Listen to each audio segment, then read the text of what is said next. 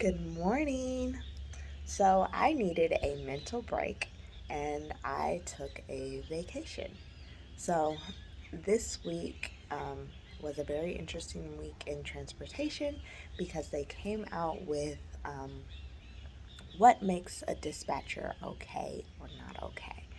And I 100% agree with what they decided because basically what some people were doing was disguising themselves as dispatchers, but really they were double brokers. So, to make a long story short, a double broker, which we'll go in depth on this in another video, and I'm going to break down um, how to spot them, like little nicks and tricks that I see when I know that this is probably a double broker.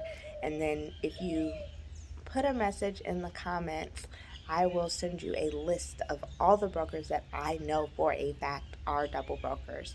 So just go ahead and put a little message in the comments and say, send me the list, and I will get that list to you. A matter of fact, we'll probably have you text a number. But either way, that list of who double brokers are is super, super helpful just so you kind of red flag and know what you're dealing with when you're going into it.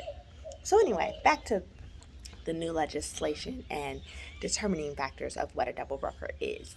So, the legislation basically said that if you accept money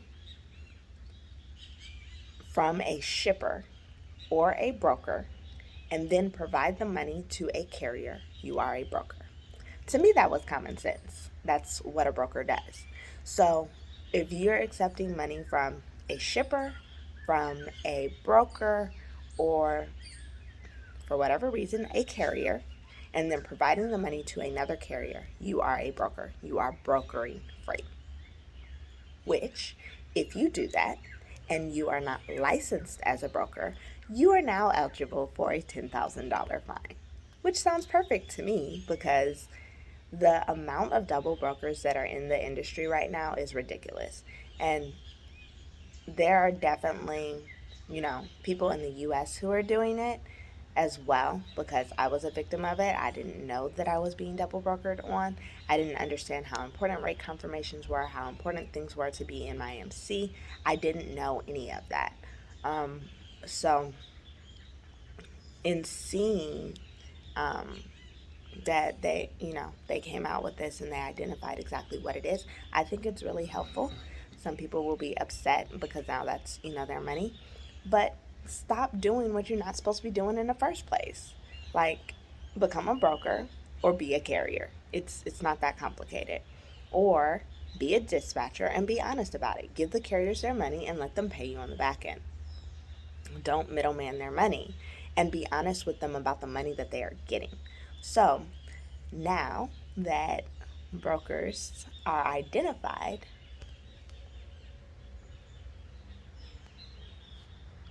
now that brokers are identified and dispatchers are identified, dispatchers also have fine print.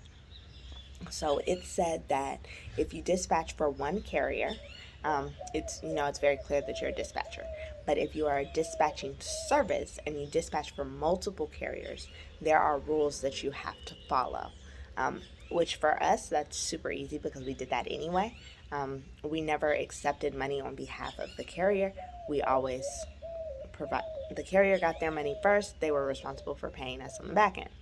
Now, I know a lot of times for dispatchers it gets annoying because a lot of people who are first starting out in the business don't have money management skills.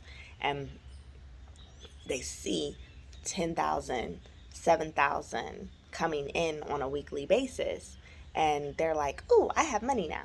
You don't have money. You have a gross income that you now have expenses for. You need to make sure you're putting aside your money for maintenance. You need to make sure you're putting money aside for insurance. Not only the monthly insurance payment, but you're going to get to your renewal next year and your insurance is going to be a little bit more. And you're going to have to put that down payment down again. So putting money aside is extremely important. Um, the the biggest fact of running a transportation business is this sounds really bad, but most people are going to go out of business. When they first start, they're going to go out of business. And the reason why is just from lack of knowledge and lack of education. And for me, it was not having enough money because people damage trucks. And when you go from renting trucks, which was super easy in 2020, it's very difficult now to rent trucks.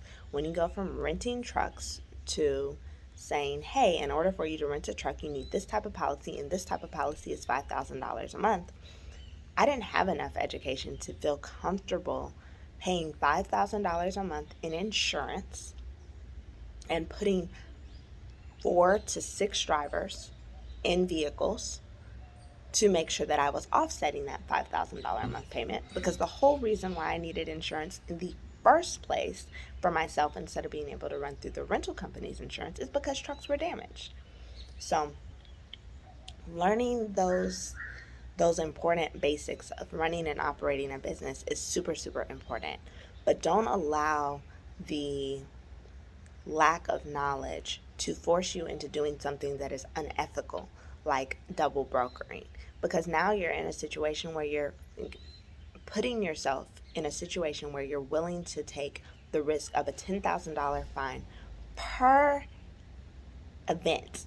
So every single time you double broker out a load, now they can hit you with a $10,000 fine.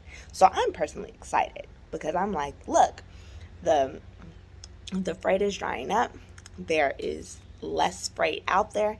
But if we report these double brokers who are double brokering out these loads and they're getting multiple $10,000 fines, some of these loads that they're double brokering don't even pay $10,000. The bulk of the loads that they're double brokering don't pay $10,000. So they're only making $200 or $300 off of you for them to risk a $10,000 fine. I think that will decrease the amount of double brokers out there. Now, granted, I have noticed a lot of these double brokers, whether the MC or the person who's really behind it is based in another country, a lot of people who are on the phone with you are based out of another country. And they'll use words like, my customer, um, you can't, you have to check in as my customer. Well, who is your customer? So, little tips and tricks like so that you can get pickup numbers and stuff like that to cross your T's and dot your I's when you are reporting them. I'm going to do a whole nother video about that because I think it is ridiculous and unfair to essentially rape carriers of their money, because carriers are the ones that, have the outrageous fuel costs. Fuel prices went up, rates did not. And we saw a minute where fuel started to go back down, so it was a little bit easier. But fuel cost went up, rates did not. They're going down. So making sure that you are in contact with direct shippers is not going to be super important. And the sad side is, one of the things in the stipulations is that dispatchers can no longer reach out to direct shippers. So they are still accepting comments on their rulings and justifications. The only thing that I do feel like they should change is that dispatchers cannot reach out to direct shippers, because as long as the dispatcher is reaching out directly to the shipper and you know specifically which carrier it is that is carrying your freight, it's still the same. I feel like direct shippers should be able to outsource their freight to dispatchers, and the carrier still on the back end pays the dispatcher. I don't think that they should necessarily be labeled as a broker because they reached out to a direct shipper on behalf of a carrier, if that carrier is then in fact able to do those loads. But let's see, how this goes. But make sure that, if you are selecting a dispatcher, that be careful, look at their history, look at their track record, make sure they're not throwing your MC all over the place, and make sure that they're not booking loads under your MC and saying, hey, I know you can't do this, but we'll still, get the money. Whatever is happening on the back end, if you do not do the load and you're not going to do the load, if you don't have verification from your dispatcher that they canceled the load, make sure that you get verification yourself from the broker. Hey, I had this problem. I'm not going to be able to do this load. And then the other thing that it said, all these dispatching services basically offering factoring services, that's also a problem.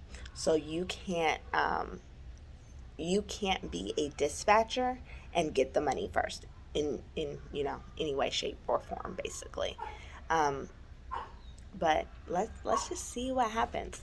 I'm going to include a link to an article that I found extremely helpful, and then we're going to do another video that's going to like break down the double brokering side of it, how you can continue to protect yourself in the industry, because I feel like the basics of, oh, just reach out to the regular broker, that's not enough. Because when I was told the first time to reach out to the regular broker, it did not go in my favor because I definitely was over leveraging my power. And that broker didn't like it. And pay attention to things that are happening in the industry. Like C.H. Robinson just laid off a bunch of people. There are a lot of layoffs coming in transportation, like a lot of layoffs. So be mindful of that when you're setting your expectations for what rates you want and things like that. Figure out what your real bottom line is. And we're going to do a video about that too, what your real bottom line is, because not understanding your real bottom line is causing you to think that you need more money than you do. And it can end up putting you out of business because there's a breaking point level where sitting is costing you more money than taking a lower rate. So understanding what your breaking point is and understanding what the rate you actually need to move is super, super important. That way you can make sure you at the very least, stay in business and ride through this recession. Because if you go out of business and have to start over, that's no fun. Especially if, you're just starting out as an entrepreneur, you need to make sure you're putting things in place so that you can stay in business during, these up and down waves.